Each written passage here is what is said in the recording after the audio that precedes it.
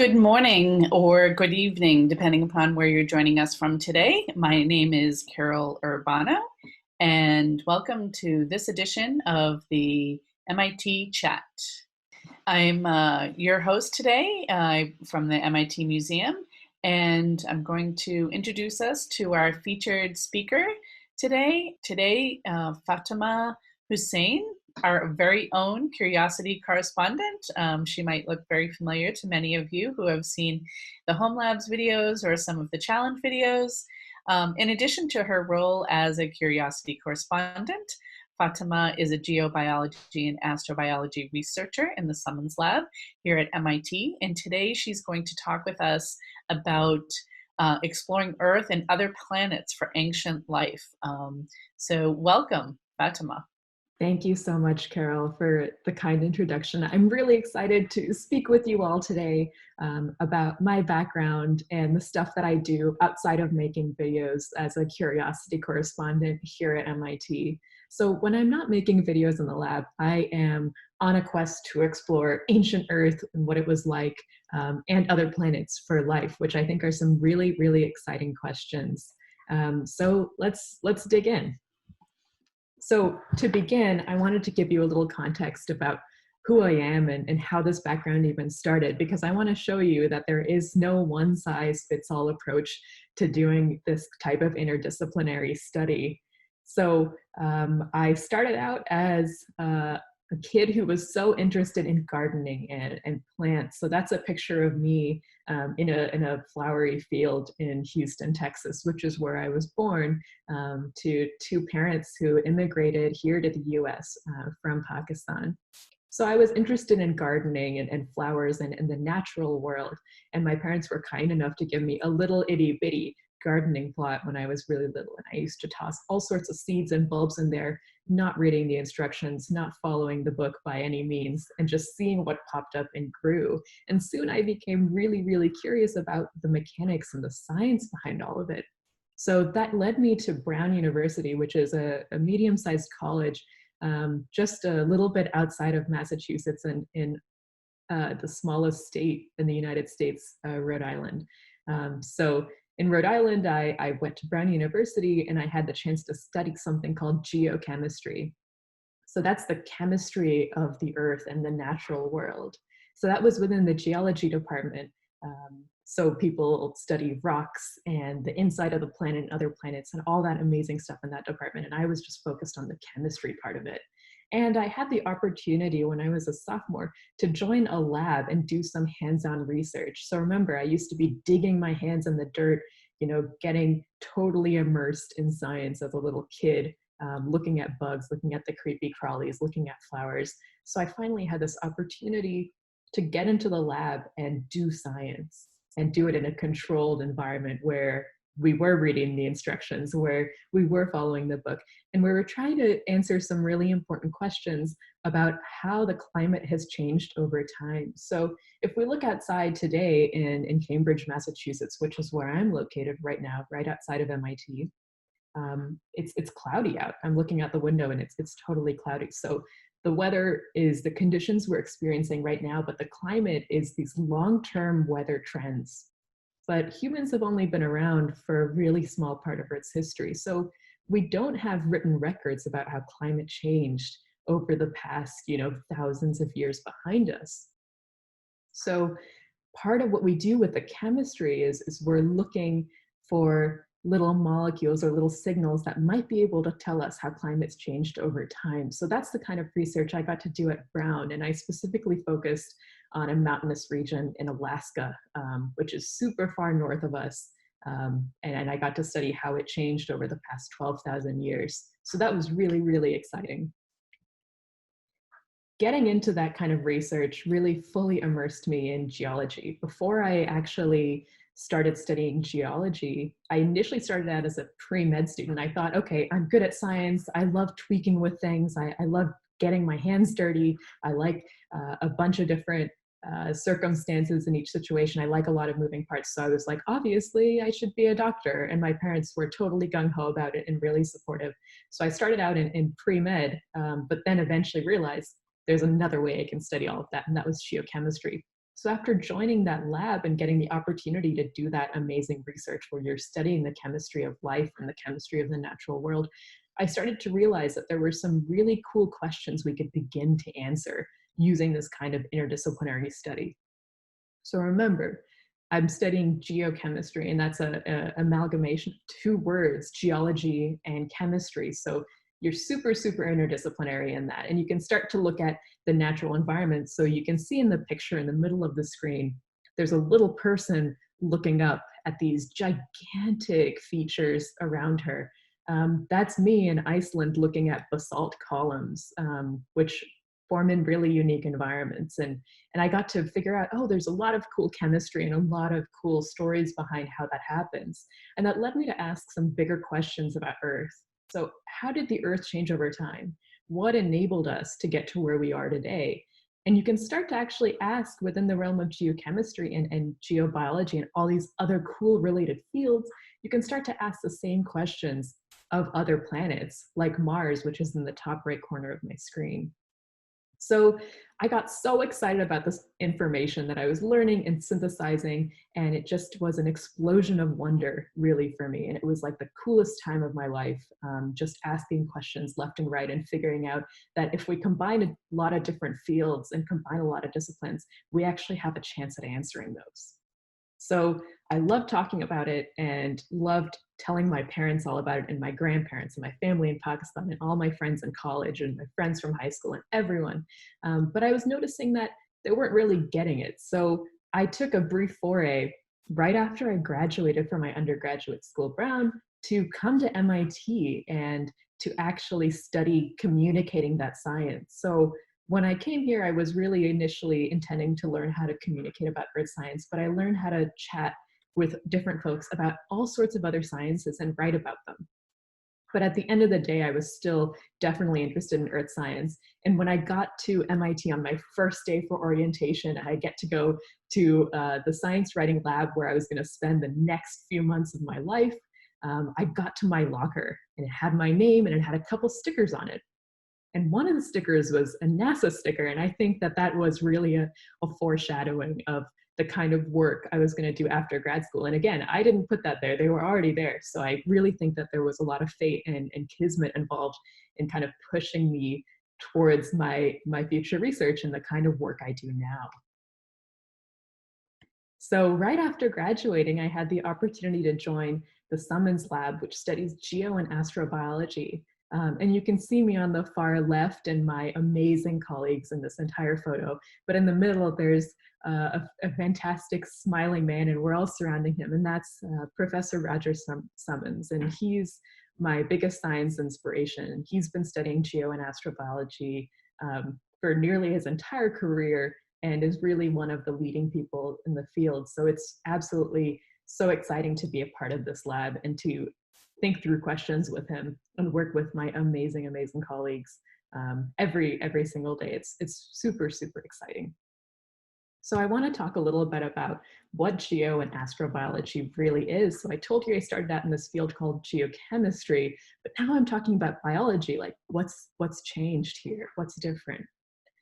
So geobiology is the study of life on Earth. So it's the study of ancient life, life now, anything that's alive, really. And it's just studying it in Earth. So this isn't, this is stuff in natural environments. And you may have heard in your science classes about microbes or extremophiles, which are microbes that like to live in really extreme environments, like where it could be really, really, really hot or really, really, really acidic. Those are the kinds of microbes that you can study in geobiology as well. But it's really a study of like all the living things on Earth. And it's really fantastic. And it is really, really well tied to biology. Astrobiology, on the other hand, is the study of life on other planets, and like Mars, which I've included again. But as far as we know right now, Earth is the only planet in the universe that has life on it. And in order to better understand how life could have arisen on other planets, we really have to look introspectively. We have to look at ourselves. How did life actually come to be on our own planet? How did our planet change over time? Why do we have life on Earth, whereas we're not seeing life on Mars today? So as you can see, between geobiology and astrobiology, I have this gray arrow that's pointing in both directions. I want to make the point that a lot of these studies feed into each other. So in geobiology, we can gain a better picture of how Earth really evolved by studying other planets like Mars. So what makes Earth unique? The best way to look at that is to see what makes it different from other planets and to study those other planets to help tell that story. And for astrobiology, if you're looking for life, why not look for life from the perspective or from the knowledge that we gain from studying the only planet in our universe that has life, which is our Earth. So these really feed into each other. So it's a constant back and forth between these two fields, and they really inform each other, and they're both very exciting. So that's why they're really closely tied together in our lab and a lot of different labs around the country and world as well. So what I study in particular is ancient life, and I would say that this is the case for my colleagues as well. We're always seeking out ancient life. So what does ancient life really mean? So you and I might initially think of fossils. So on the left is a picture of me deep in the background of the American Museum of Natural History in New York, where scientists actually study these fossils. So this isn't the stuff you're going to see on display. This is the back end of all of that. This is all the behind the scenes. So a colleague of mine who's doing a PhD at the American Museum of Natural History in paleontology, studying those big fossils and how life evolved from there, he let me see some big fossils, and they were bigger than me, and I was ecstatic to actually get to hold something that big. But in our lab, we're not studying those kinds of fossils necessarily, even though some people have studied things related to dinosaurs. What I study in particular is life that you and I probably wouldn't be able to see with our own eyes. It's life that we would have to look at under the microscope. But if we're looking at ancient life, that means that life isn't alive anymore. It's not there. So we can't just look under a microscope and figure out what life was like and how it's changed over time. What we can look for is evidence of that ancient life. So things that maybe those microbes could have left behind. Things like little tiny molecules that have different structures based on their environment, or different structures based on the climates in which those microbes lived. So we look at these things in rocks. So on the right-hand side, I have rocks that I actually study that contain millions of these millions or even actually billions of these molecules that we can study to find out clues about ancient environments. So it's been really cool to be kind of sleuthing around ancient Earth. Now I have a question for you all, and I'd like to see where we're all at and to give you a look into what ancient life could possibly mean. So I'm going to have a poll, and I want to know what you guys think. How old are these rocks? How old are the rocks that I've been studying at MIT? I see some really good votes coming in. That's awesome.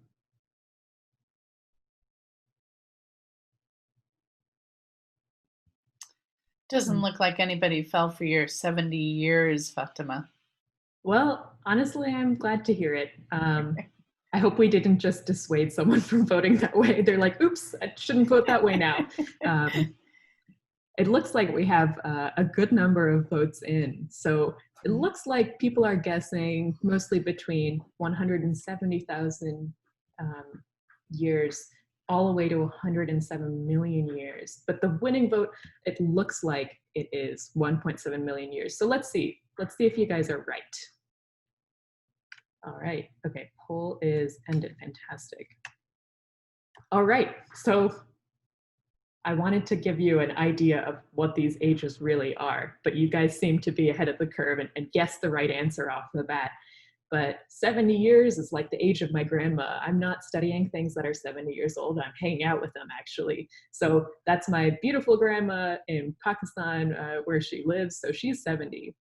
If we look at 170,000 years and what's going on 170,000 years ago, that's when some historians think that humans started wearing clothes. So those pictures that you're seeing are illustrations of what people were wearing just thousands of years ago, but that's when we think people started wearing clothes. So we're not studying that far with these. We're not studying that, that part of history with these rocks. What we're studying is 1.7 million years old. So you can see this really cool reconstruction of Homo erectus, which is one of our early hominin ancestors. And we're trying to figure out what the environment was like for these evolutionary cousins of ours. And for 107 million years old, which you can absolutely study with rocks. And I've had the privilege of studying rocks that are hundreds of millions of years old. 107 million years ago, horned dinosaurs came to America. So I just wanted to give you a little snapshot of what we consider recent time in geology. But of course, as I mentioned, we're focusing on 1.7 million years old. So we have these ancestors on Earth, but we don't really know what they lived like. What were their environments? We don't have written records of what happened then. So we can use tools like geochemistry and like geobiology to figure out what these environments were like and how they changed over time. And this brings me to the point that what we study in geobiology and geochemistry, the questions that we're asking in geology are ultimately how we came to be and who we are. Even though we're studying the Earth, a lot of what we study leads us to questions about ourselves. So that's why I think it's also really, really exciting to have the opportunity to study the environments in which our early human ancestors lived.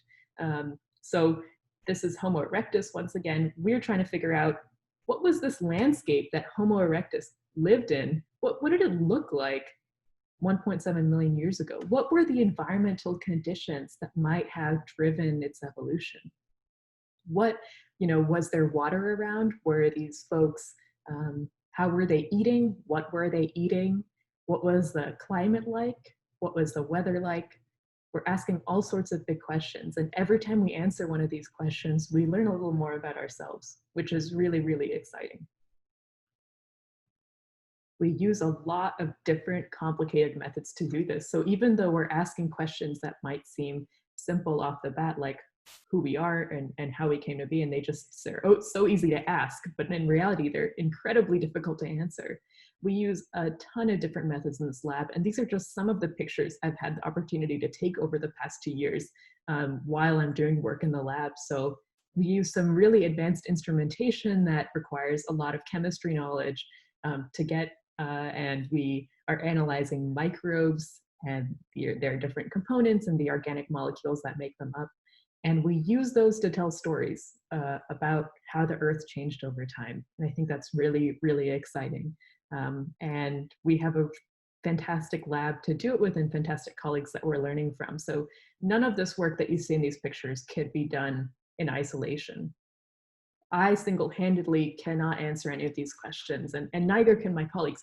We all have to work together with each other in our lab and in our greater community. So that's why we travel around the world to go to conferences, to present our work, to have those critical conversations with other folks. And that's how we continue to learn and how we can get closer and closer to these answers. So I mentioned astrobiology. It's in the title of my talk that we're looking for ancient life on Earth and on other planets. So we want to ask questions about these other planets, and we really need to find answers for them through the things we can study. So we have our best friend, the red planet, Mars, here again, which is my favorite planet to study and to talk about when it comes to astrobiology, and one of our lab's favorite planets for sure. And we're trying to see, what was it like billions of years ago on Mars? So Mars is about 4.5 billion years old. And our Earth is also about 4.5 billion years old. So we have similar ages, relatively similar sizes. Mars is a bit smaller. And we want to see if our planets formed at the same time, how did the outcomes get so different? Why does Mars look the way it does today, whereas we're this lush green place with humans every single place on Earth? How did Mars change over time, and why? What led it to be so different? So the way we can study this right now is by astrobiology and really figuring out the theories behind this stuff. So I mentioned in my preview page for the talk that included the link to this, that I've traveled around the world in the quest to gain the knowledge necessary to begin to answer these questions. So a couple summers ago, I had the opportunity through NASA Astrobiology to go to Santander, Spain, and study astrobiology with scientists from all over the European Union, scientists and students.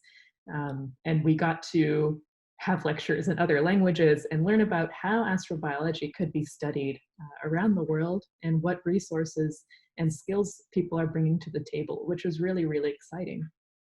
I also had the opportunity to go to a JPL, so NASA's Jet Propulsion Laboratory, a workshop that they were holding about where to land the next Mars rover that's actually going to take off from Earth this year, about next month. So we're going to have a rover take off, and it was really, really cool to have a chance to apply the science I've been learning here at MIT and that I've learned in my undergrad to help make decisions and to help learn about how we can best use what we know to go to the best place on Mars. So that was a very exciting experience. So as I mentioned, we have on July 20th, just pretty close to now, less than a month away, we have a mission rover taking off from the Earth, the Perseverance rover, and its aim is to study Mars and its environment and how Mars changed over time. And also it has a side mission to help prepare Mars for potential human exploration. So if you've heard of MOXIE, it's an instrument that's going to turn carbon dioxide into oxygen that could be used to not only breathe for humans, but also as fuel to help power what it would take to really live on Mars. So that's going to land in a few months after takeoff, and we're going to get a lot of knowledge out of it. So I'm really, really excited. Right now, on the other hand, you may have heard of Curiosity. So that's a rover that is just driving around Gale Crater on Mars and looking for evidence of ancient life and studying what's going on on Mars today. And we have a lot of folks here at MIT, at Brown University, really around the country, who have a hand in Curiosity and how it's run and how it does its experiments. So one thing that's really exciting about Curiosity is it's been running for way longer than it was intended to. So it's still working hard, it's still doing a great job, it's still helping us learn about Mars every day.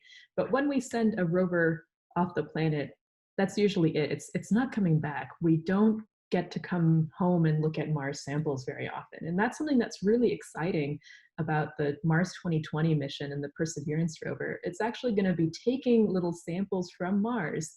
So it's going to take little pieces of Mars, and hopefully we'll find a way to return those little pieces to Earth so that maybe one day you and I can actually study these samples in the lab and be a part of that bigger story about how Mars became what it is today.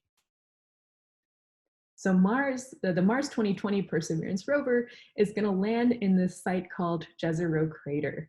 And Jezero Crater is the site of a multi-billion-year-old delta, which is an environment where there's usually a lot of water, a lot of waterways meet. So we think that this place was perhaps once wet.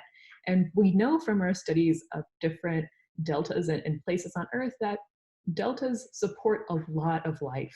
They're teeming with life on Earth. So if we wanted to take a best guess as to where we would find evidence of past life, we would look at a delta on Mars, and that's Jezero. So I'm really excited to see what comes out of that. And I dream of being in a lab or being in a situation where if we are able to get samples back from Mars, that I will get to see Mars dirt and help tell that story about Mars's evolution. So in the meantime, again, because I went to graduate school here at MIT on how to actually write about and communicate science, I've had the opportunity to explore Mars so far by writing articles and by meeting people who have had the opportunity to study Mars and interviewing them. And it's been super fun. I've gotten to know a lot of people. One of my colleagues, Angel Maharo, has been doing some incredible research about Mars and how we could possibly detect life on Mars if we were able to get certain instrumentation up there, and what things we could look for and whether it's possible. So I think there's some really exciting work going on here at MIT, and I'm just so blessed to be a part of it and can't wait to see what happens in the future. One of the things that I also get to do here at MIT, and I'm also just encouraging everyone, if they want to come to MIT, to really give it a shot, reach for the stars. One of the classes I get to teach is on the origins of life. So we're asking these questions about how we came to be, We're asking questions of how did life originate in the universe, and what conditions made that possible. So that's also within the study of geobiology and astrobiology. So when you're thinking of these big questions in your biology class, like, how did this all really begin? You're starting to ask a lot of the same questions that we get to ask in the lab every single day. And this is all to say that this is a part of a bigger effort to tell the story of life. So here in this figure from a 1990 paper by the incredible scientist Carl Woese, describing the universal phylogenetic tree. So think of this as the tree of life based off of the information we know from genetics. So the things that encode who we are. In that little tiny, pinkish circle, number 15, that's us. So look at how much other diverse life is out there. Think about how this could have happened. Think about how we are such a small part of this huge, long story. And think about how you can leverage the tools you're learning in school to start to answer these questions, just like we are in the lab. And maybe one day you'll be our colleagues and we'll get to work side by side and ask these really interesting questions and work to answer them together. So I just wanted to end my talk by saying I'm really excited about the future of my field, but also the future of what you all are going to do. So as you all learn science in school and think, okay, this isn't going anywhere, this isn't my jam, think about these big questions that you could be asking. See if they can motivate you and help you get that motivation to study for that test and think, okay, if I study this and get a greater understanding of this, then I get to ask these really big, important questions that help inform our entire species and our history in the past and what we're going to be doing in the future. So with that, I wanted to encourage you all, if you want to see more and follow our research, on Instagram, you can follow our hashtag Summons Lab. A lot of our colleagues post really cool snapshots of their work, and that's a little lens into the lab. And I post about this stuff on my Instagram as well. So please follow, and I'm really excited to hear all your questions and speak with you all. Thanks, Fatima. And as as you can see here, we're using the Q&A pod, so you can enter your questions there, and we'll take those. While you can also, excuse me, upvote someone else's questions. I see some of you are already starting to do that. So Fatima, I'm going to have you stop sharing your screen for now, and then we're going to, while you're entering your questions into the Q&A pod, I'm going to take some from our students that were already posed on Global Campus. So, so we have someone who is interested in, based on your studies, what do you think is more ancient, plant or animal? Oh, that's a fantastic question. And so let's quickly try to think back to that tree of life I showed us. And if you don't have photographic memory, which I don't, let's think about the very end of that tree. So let's say this is the end of the tree, and these are my two fingers, and this is number 15, and this is like animals and plants, and there's one more, of fungi. As you can see, they're all originating at the same point at the same time. So it's actually pretty complicated to give a distinctive answer, but if you consider algae plants, which I do and folks do in my lab, then we can definitively say that plants came first. And that animals and fungi and these really advanced forms of life came later. So it's a really good question. Nice. So we are also interested in, are there any specific discoveries that you've made or that the Summons Lab has made since you've been affiliated with it? So I'll answer that in two parts. First of all, I have not made any major scientific discoveries yet in my life, since I am very early in my scientific career, but I still have hope. So check back in 50 years and we can talk then. We have faith. Thank you, Carol. I appreciate that. But one thing that I have discovered is that you can come into this field with anything. So if you love math or you love storytelling or you love science, there's a place for you in these studies. So now to the second part, which is things that the Summons Lab has discovered. We've been on the look for patterns in nature that tell us hints about climate. So we've been a part of discovering a lot of these patterns and writing about them in journals. So if we're looking for ancient algae, what should we be looking for? If we're looking for these kinds of microbes, what conditions should we be looking for? Our lab specifically has a focus on the evolution of complex life. And I can, in the guide before my talk, there's a link to our website. You can find out about the stuff we do there. But thankfully, we have made discoveries that help us piece together this picture about how complex life came to be. Mm-hmm. Great. And I'm sure that other scientists are using some of that pattern discovery to do their own exploration. Exactly. That's the way to do it. Yeah, great. So we are also interested in if you have a favorite type of rock, either on Earth or Mars or anywhere else. A favorite type of rock? That's a really good question. So I'll counter with this. I have a lot of favorite minerals, which are the things that make rocks. So I generally like the things that are shiny and glittery. So I like micas and I like labradorite, or things that really just catch my eye. So then I love seeing granites or these rocks that have a lot of these different minerals in them. So if you have a granite countertop at home or in school, or ever get a chance to see one, get really close to it. Take a look, take a magnifying glass, look at the different things you see. You're gonna see a lot of cool stuff in there. Great. And do you think life once existed on Mars? And do you think there's life there today?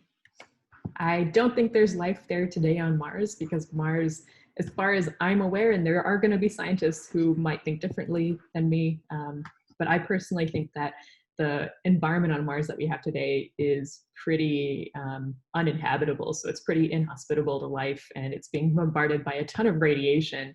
So I don't really think there's life today, but I want to say that it would be super duper cool if there was life on Mars. And we can't really approach science with like an end in mind, being like, I'm setting out to prove that there isn't life on Mars, or I'm setting out to prove that there is. We have to be pretty agnostic about it.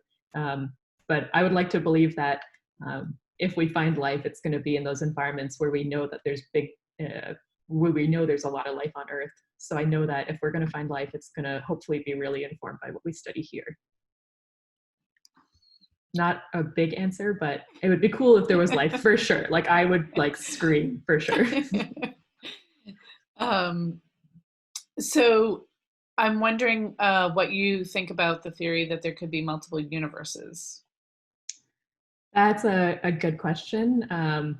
Personally, I think that it requires some knowledge of philosophy and astronomy, and I can't really wrap my head around how it works. So I like to just focus on our universe and what we know. But I think it would be pretty cool. I mean, in science fiction, I see these things about multiple universes and multiple timelines. And I think that's really, really exciting, but I don't really quite understand how we can study it. So if you think of ideas, hit me up. In the meantime, you'll keep it close to home in this universe. Close to home in this ever-expanding universe, yeah. Sounds like a good strategy. Yeah. So we are also interested in understanding what planet or moon you think has the best contender for having life, either in the past or most hospitable for, I'm assuming, human life in the future. Human life. Okay, so I'm not sure. Whoever asked the question can clarify if they'd like. I mean, they could ask about like tardigrades. So we know that there were tardigrades on the moon at some point due to a mission that went a little awry. But I mean, the obvious answer is Earth, even though I know that's not what you're asking, but Earth is the planet that's going to have life in the future and best supports it. But okay, outside of our planet, which is what you were asking. I think that Mars could be a really good place. We're looking at Mars for potential human exploration. We've been to the moon, but I don't know if we're going to have like a moon base or something. But being able to get boots on Mars in the future would totally change the game as to how we do science. So I think that if this Mars 2020 mission goes well and everything goes to plan, which we can never guarantee, we'll have a better picture of whether we can really have humans there and what that would look like. So I would say Mars is our best bet. There's people talk about other moons in our solar system, like Europa, for example, that could have evidence of people are looking for life because it's a very water-rich planet. So people are looking at that, but I'm mostly focused on Mars, to be honest, because I think it tells us the most about Earth, and I'm selfish as an Earthling.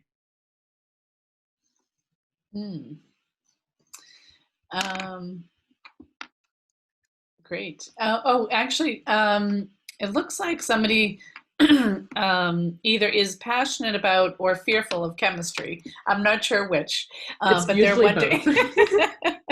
But they're wondering if there are areas of astrobiology or geobiology that don't need chemistry. Totally. I mean, so chemistry is important to life. So if you're looking at a living thing, there's so many chemical reactions going on in my body right now. So chemistry is everywhere. So I will say that. But there aren't really going to be places when you do interdisciplinary science, like you're going to be bringing different things to the table. So if chemistry is not your strong suit and you like biology better, study biology, study those microbes. Tell us stuff that the chemists aren't going to know. So you can use the skills you have and the things that you have an affinity for. So things that you really like, that you look forward to in your school day, leverage those, work really hard on those. And you can absolutely contribute to it if you don't want to be doing chemistry every day, which is totally fair. But I also want to say that, you know, I failed chemistry exams before. I've had a hard time understanding concepts in chemistry. And in high school, truly, it felt like I was really speaking like a different language whenever I did my homework or whenever I had a test. And as someone who does chemistry every day in the lab, I'm still looking things up. I'm not a chemistry expert by any means. And if someone asks me a chemistry question, I'm like, okay, I have a guess and I have like an informed guess about what the answer could be, but I still want to check too. I still want to make sure I'm getting the right information. So you don't have to be an expert in a subject like that. You don't have to be a chemistry genius or a math genius or a biology genius. You just have to be curious. And that's going to be the case no matter what field we talk about. So keep it up. And it sounds like maybe a little bit of humility, knowing when you need to ask a question or bring in someone else who is expert. Definitely. Don't ever be afraid to ask your colleagues. I mean, I ask my colleagues more questions than they would like all the time in the lab, and I'm constantly learning from them and from Professor Summons and my former teachers. So don't be afraid to ask those questions. You don't have to know all the answers. No one knows all the answers. So think about that next time you're in chemistry class and you're worried.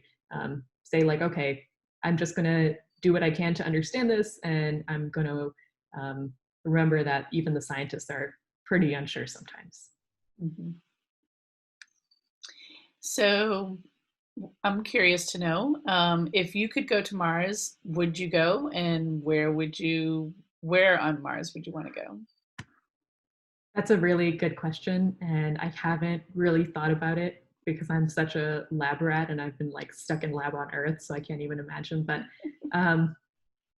if I went to Mars, I would love to go probably to Jezero Crater just to see the mineralogy and all the different minerals in that ancient river delta and see what it looked like there. But I don't necessarily want to be an astronaut. I hear that's pretty intense training, and I'm really comfortable in the lab here and not having to worry about flying anywhere. So yeah, I guess if I had the chance to go to Mars and it was totally safe, I would explore the minerals and the rocks and look for methane, which is like a gas that could be produced by microbes or could be produced by non-living processes. But yeah, I'm pretty comfortable here, but I think that's a good question. And we are probably going to be looking for folks to go to Mars in the future. So if that's something you're interested in, keep your eye out. I'm kind of curious if how many people we have on today would go to Mars if they have the opportunity. Should we have people raise their hand? Oh yeah, that would be fun. Ah, okay. I see some raised hands. Two people so far. Two? All right. Yeah. Good. Nice.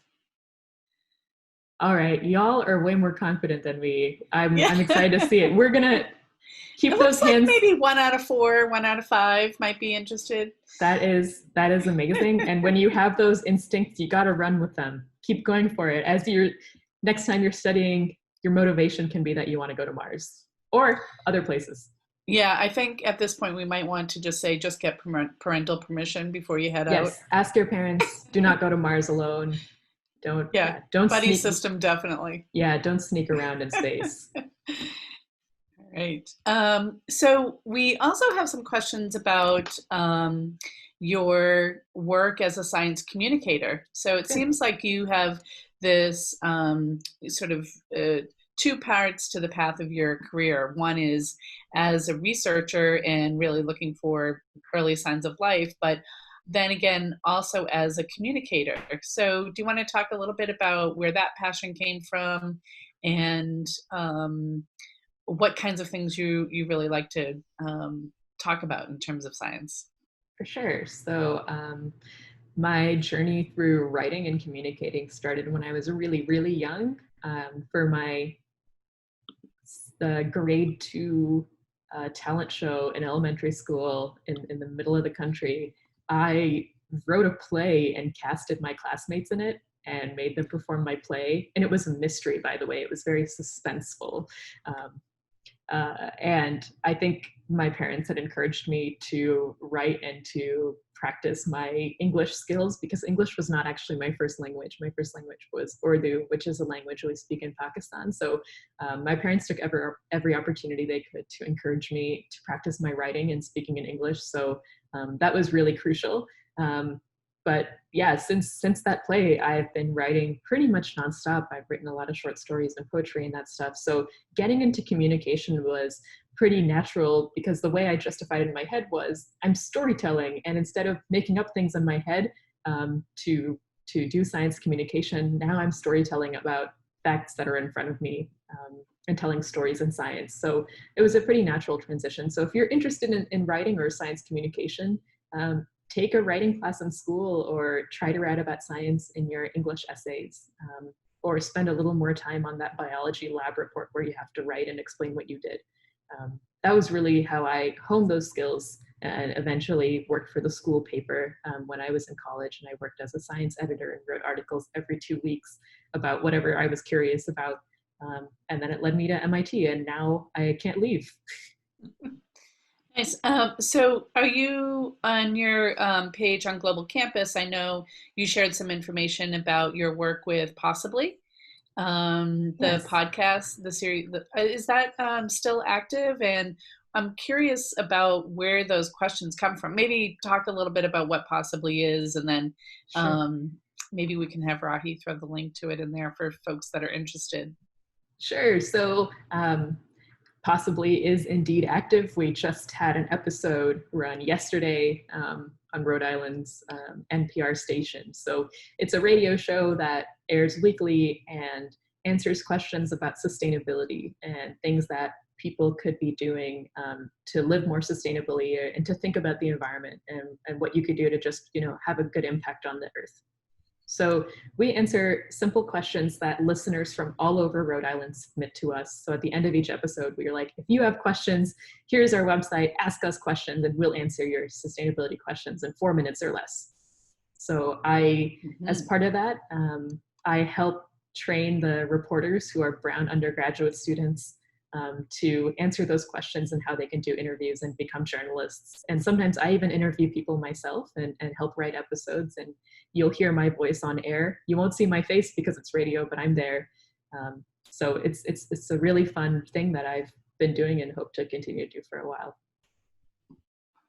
And is there any one particular question that you really enjoyed exploring or putting together the piece for? Right now it's actually an episode that hasn't come out yet, so I hope this still counts as an answer. Me and my co-producer, we were really curious about why we keep our eggs in the refrigerator when a lot of folks in Europe and other places in the world don't refrigerate their eggs. And we wanted to figure out, what is the environmental impact of this and why do we do what we do? And that's actually been so exciting to explore because I've gotten to talk to chicken experts, which I never would have dreamed of. I mean, again, I'm a geochemist and geobiologist. I don't talk to chicken experts as part of my job. So that's been really fun to explore. So that episode's going to come out in a couple of weeks. So stay tuned. And you can learn all about eggs and chickens and why we refrigerate our eggs and what we can do to be a little kinder to our environment. Nice.